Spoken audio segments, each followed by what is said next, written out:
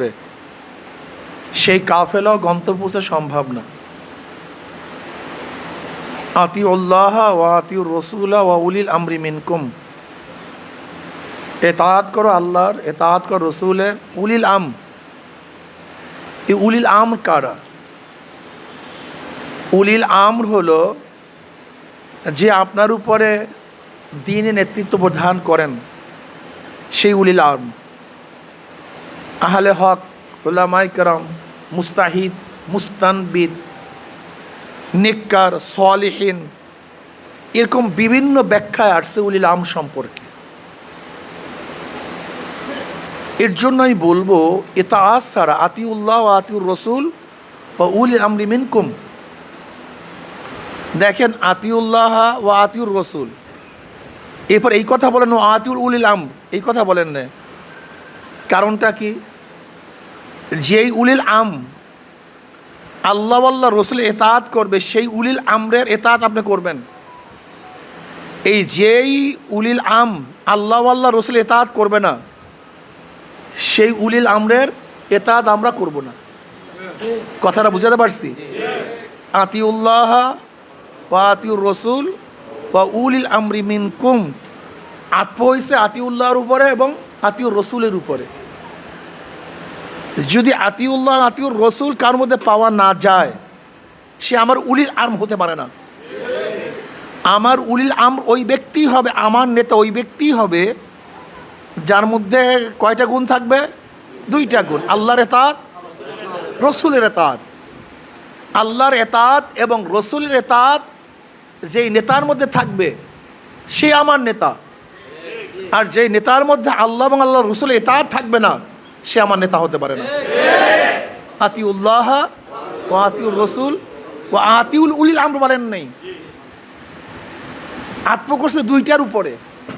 এই জন্য মনে রাখবে, লা তাআতা লি মাখলুকিন ফি মাসিয়াতিল খালিক।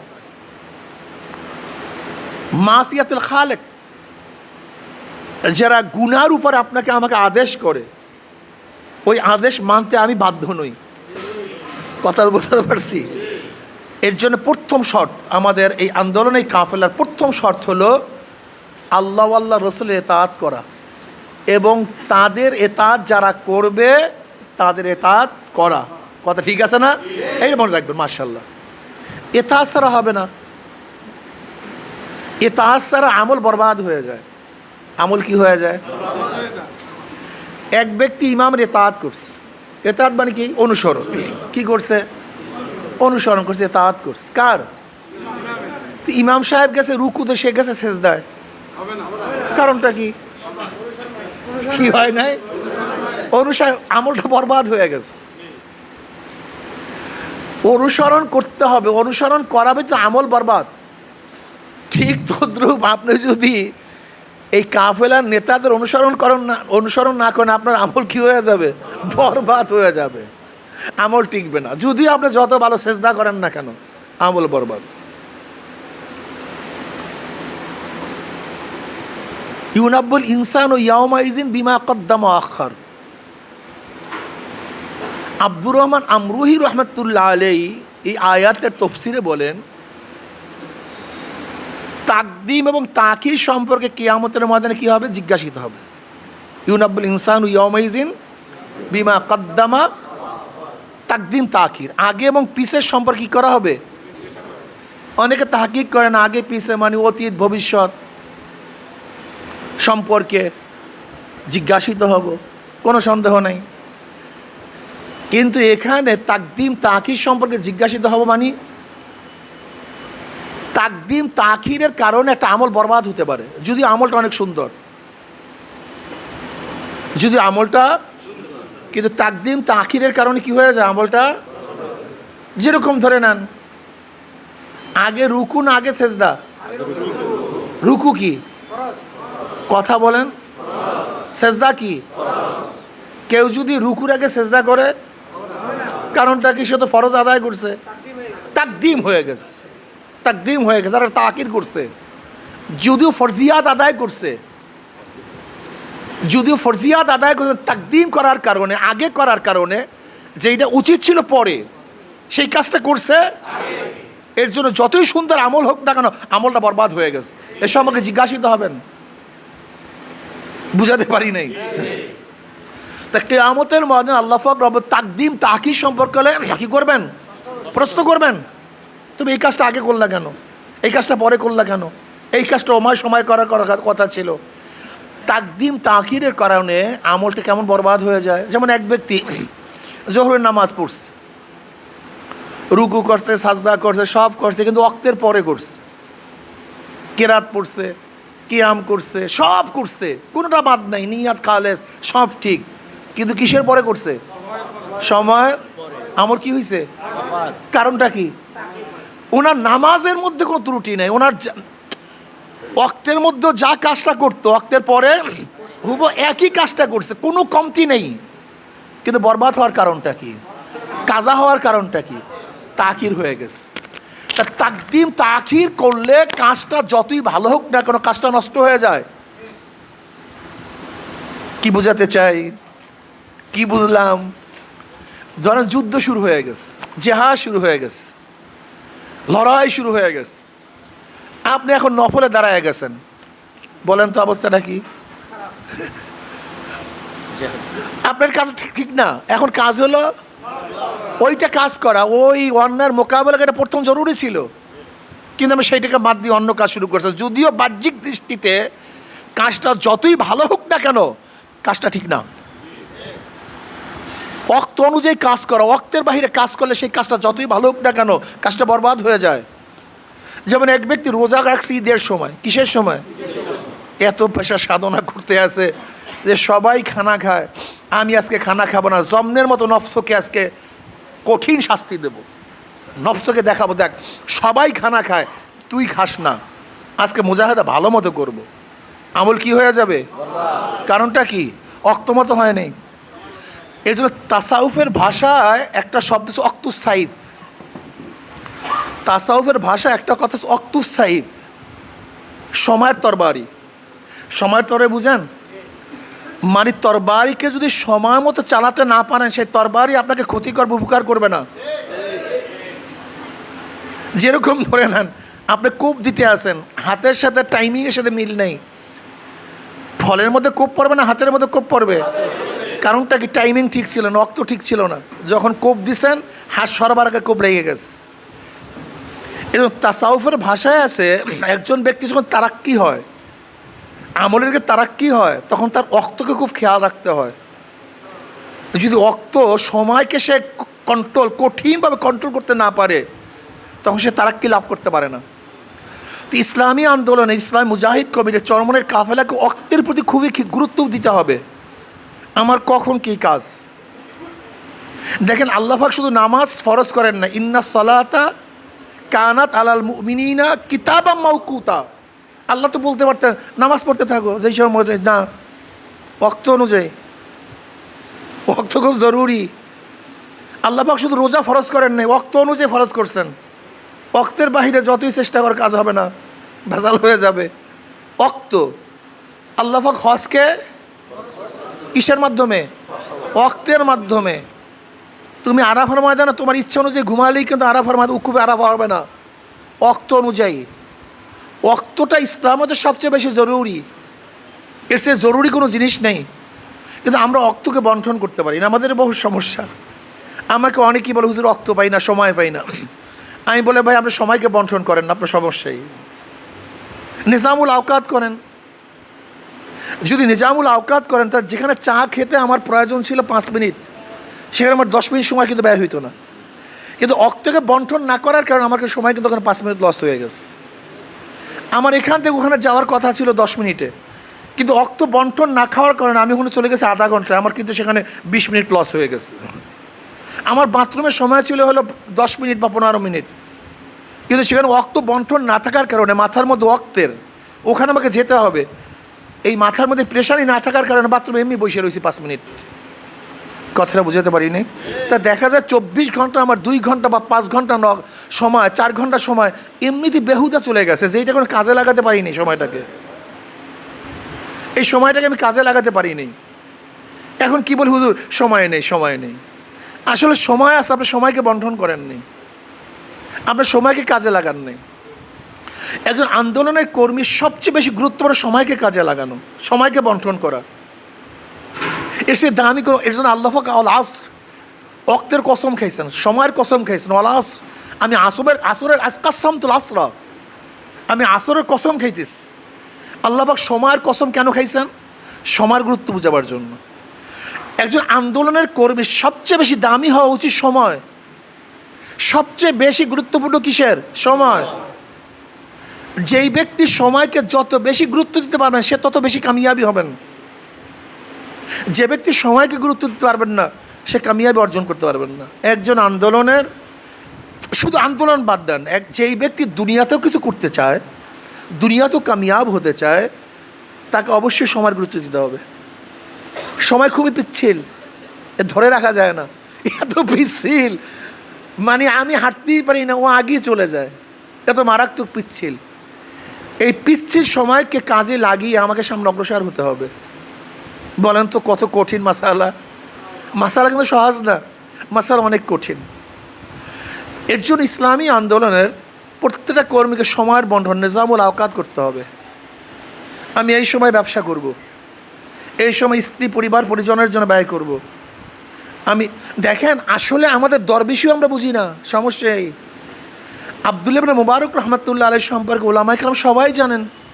বহুত বড় মুস্তাহিদ, বড় বড় ইমাম, হাফিজুল হাদিস, মুস্তানবিদ, জমানের ইমাম ছিলেন। এই আব্দুল্লাহ ইবনে মুবারক রহমাতুল্লাহ আলাইহি, যিনি বুখারীর ওস্তাদ ছিলেন, সবাই চিনি তাকে, আমরা এই জগতে সবাই তাকে চিনি। অনেক বড় বুজুর্গ ছিলেন, সারা রাত্র ইবাদত করতেন, সারা রাত্র, সারাদিন রোজা রাখতেন। তিনি সময়কে 3টা ভাগে ভাগ করছেন। 12 মাস সময়কে কয় ভাগে? 3 ভাগে ভাগ করছেন। 3 4 12, 4 মাস করে ভাগ করছেন। 4 মাস এলেম অর্জন করতেন, 4 মাস যুদ্ধের ময়দানে থাকতেন, 4 মাস ব্যবসা করতেন। ওলামায়ে কেরাম ব্যবসা করলে মনে করে বুজুর্গ না, এটাও ঠিক না। ইমাম আজম বড় একজন ব্যবসায়ী ছিলেন। সমস্ত নবীরা ব্যবসায়ী ছিলেন, সমস্ত নবীরা ব্যবসায়ী ছিলেন, সমস্ত সাহাবারা ব্যবসায়ী ছিলেন। ব্যবসা ওটা সুন্নাত, কিন্তু এইটা করলে আমরা মনে করি দুনিয়াদার, এটা ঠিক না। এগুলো আমাদের সমাজের রেওয়াজ, আর চরমনাইওয়ালা রেওয়াজকে ভাঙতে চায়। আব্বাজান রহমাতুল্লাহ প্রথম যখন মোটরসাইকেল চালাইতেন অনেকে লজ্জা পাইতো, ওলামায়ে কেরাম তাকাইতো না যে হুজুররা আবার মোটরসাইকেল চালায় কীভাবে। আব্বাই রেওয়াজকে ভেঙে দিয়েছেন। তিনি প্রথম মোটরসাইকেল চালাইতেন। কিসের রেওয়াজ আবার? এটা জরুরি, এটা দরকার। এরকম আব্বাজান হাজারো সামাজিক এই সমস্ত বাজে যে চিন্তা চেতনাগুলিকে ভেঙে দিয়েছেন, যেগুলো আমাদের জন্য ঠিক না, এগুলো আমাদের জন্য অনেক ক্ষতিকর। রাজনীতি প্রথম অনেক ওলামায়ে কেরাম কিন্তু করতে পারতেন না, লজ্জা পাইতেন, কিন্তু আব্বাজান এটাকে ভেঙে চুরমার করে দিয়েছেন। আগে আওয়ামী লীগ বিএনপির বিরুদ্ধে সমানে কথা বলার সাহস অনেক ওলামায়ে কেরামের ছিল না। আব্বাজান রহমাতুল্লাহ চরমভাবে এটাকে ধ্বংস করে দিয়েছেন। মহিলা নেতৃত্বের বিরুদ্ধে ফতুয়া দেওয়ার সাহসে বাংলাদেশের অনেকেরই ছিল না। আব্বাজান রহমত স্পষ্ট বলে দিয়েছেন এটা হারাম, আমরা মানি না। কখন? যখন সমস্ত ওলামায়ে কেরাম একদিকে, সবাই, তখন কিন্তু আব্বাজান একদিকে। এই রেওয়াজ ভেঙে দিয়েছেন। হককে স্পষ্ট করতে হবে, কি থাকবে কি থাকবে না দেখার বিষয় না। হক তো হকই, সাদা সাদাই। গোটা দুনিয়া সবাই যদি সাদাকে কালো বলে তাহলে সাদা কালো হয় না, আর গোটা দুনিয়া সবাই যদি কালোকে সাদা বলে তাতে কালো। হক হকই। হালাল হারাম করার এখতিয়ার গোটা দুনিয়ার কাউন নেই। হালাল হারাম করার একমাত্র ক্ষমতা কার? আপনারা মুফতিয়ানে কেরাম যারা আছেন, জানেন আপনারা কোন পদে আছেন, আপনারা কোন দায়িত্বে আছেন? যে হালাল হারাম করার দায়িত্ব একমাত্র আল্লাহ, সেই দায়িত্ব কিন্তু আপনারা পালন করেন। আপনারা বলেন এটা হালাল, এটা হারাম, অথচ এটার দায়িত্ব কার? ডাইরেক্ট আল্লাহর। মদ হালাল, মদ হারাম, এ করার দায়িত্ব কারও নাই। এটা করার কাজের দায়িত্ব কার? শুয়ারের গোশ খাওয়া হালাল বা হারাম এই কথা বলার দায়িত্ব কার? অন্য কারণ নেই। আপনি সেই ফতুয়া দিতে আসেন এটা হালাল, এইটা আপনি বুঝেন আপনি কোন স্তরে আছেন, আপনি কোন দায়িত্ব পালন করতেছেন। অথচ দেখা যায় আমরা আমাদের ইচ্ছা অনুযায়ী হালাল বলি, হারাম বলি। এই হালাল হারাম করার দায়িত্ব গোটা দুনিয়ার কারও নাই, একমাত্র আল্লাহর। আপনি জানায়া দেন যে এটা আল্লাহ পাক হালাল করছেন, এটা কি করছেন? শরিয়াত হারাম করছেন। এইটা আপনার দায়িত্ব, কিন্তু নির্ধারণ করার দায়িত্ব আল্লাহ, সেই দায়িত্ব আপনারা পালন করতেছেন। আব্বাজান রহমতুল্লাহ আলাই তিনি কি বলতেন, যে এটা গতকালকে হারাম ছিল, আজকেও সেটা হারাম। আজকে যেটা হারাম সেটা আগামীকাল কি হবে? হারাম হবে। তা তোমরা এইরকম করতেছো কেন? এরকম করতেছো কেন? গোটা দুনিয়ার একজন আলেমের ফতুয়া দেখাও, একজন ইমামের ফতুয়া দেখাও যারা মহিলা নেতৃত্বকে হালাল বলছে। কেউ নেই, কেউ নেই। তিনি বলছেন যখন কেউ তার পক্ষে ছিল না তখনও তিনি হকের কথা বলছেন।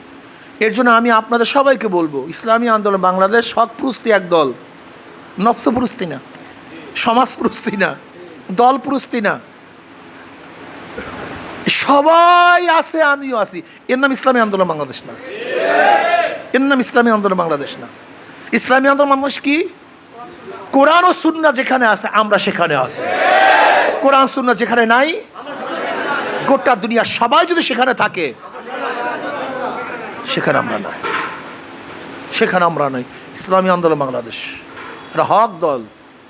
ইসলামী আন্দোলন বাংলাদেশ শুধু দুনিয়া না, তাদের এক চক্ষু থাকবে দুনিয়া, আর এক চক্ষু থাকবে, খবরদার মনে রাখবেন, শুধু দুনিয়া না, শুধু দুনিয়া না, শুধু দুনিয়া না, এক চক্ষু দুনিয়া আর এক চক্ষু আখিরাত। এক হাত দুনিয়া, এক হাত আখিরাত। রব্বানা আতিনা ফিদ দুনিয়া হাসানাতাও ওয়া ফিল আখিরাতি হাসানাতাও ওয়া কিনা আযাবান নার। আসেন সময়কে কাজে লাগাই, নিয়াতকে খুলুস করি। নিয়াতে খুলুস, হিম্মতে খুলুস, তরবিয়াতে খুলুস। বলেন নিয়াত, তরবিয়া। 5 ঔষধ, 5 সবক, 5 শর্ত, 3 শর্ত। 5 ঔষধ, 3 শর্ত, 3 সবক। শর্ত কি? নিয়াতে খুলুস, হিম্মতে খুলুস, তরবিয়াতে খুলুস। 3 সবক কি? প্রতিদিন 2 রাকাত সালাতুল হাজাত নামাজ পড়া। মাসে কথা কয় না, একদিনের আয় আল্লাহর রাস্তা, অথবা একদিনের ব্যয় আল্লাহর রাস্তায় ব্যয় করা। প্রতি মাসে কয়জনকে দাওয়াত দেয়া? যদি এই 3 সবক আদায় করি, 5 ঔষধ মানি, 3 সবক মানি, এবং 3 শর্ত, নিয়াতে খুলুস, হিম্মতে খুলুস, তরবিয়াতে খুলুস, এই 3টা জিনিস যদি আমাদের মধ্যে থাকে, ইনশাআল্লাহ এই কাফেলাকে রোকার ক্ষমতা দুনিয়ার কাউন নাই। এই কাফেলাকে দুনিয়ার কেউ রুখতে পারবে না। আমরা বিশ্বাস করি এই দুনিয়ায় শেষ না, পরবর্তী এক জিন্দিগি আছে, যেই জিন্দিগি শুরু আছে আর কোনো দিন।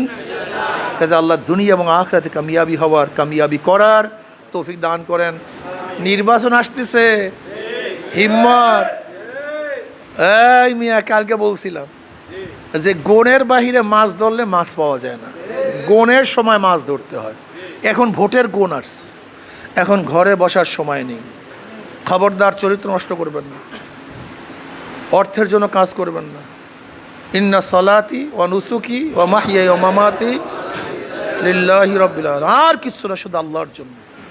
নিয়ত করে ফেলেন, আজকের থেকে আমার ওয়ার্ডে, আমার ইউনিয়নে, আমার ঘরে, আমার বাহিরে একটা ভোটও হাত পাখার বাহিরে যেতে দেব না, ইনশাআল্লাহ।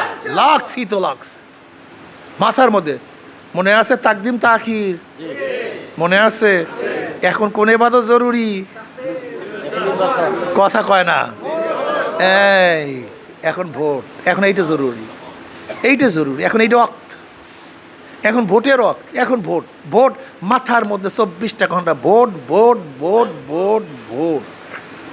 কিভাবে ভোট, কিভাবে? আরে ভাই, এক পানের দোকানদার, এরকম 1 2 জন না, বহু দোকানদার বিভিন্ন মাসালা বলছে।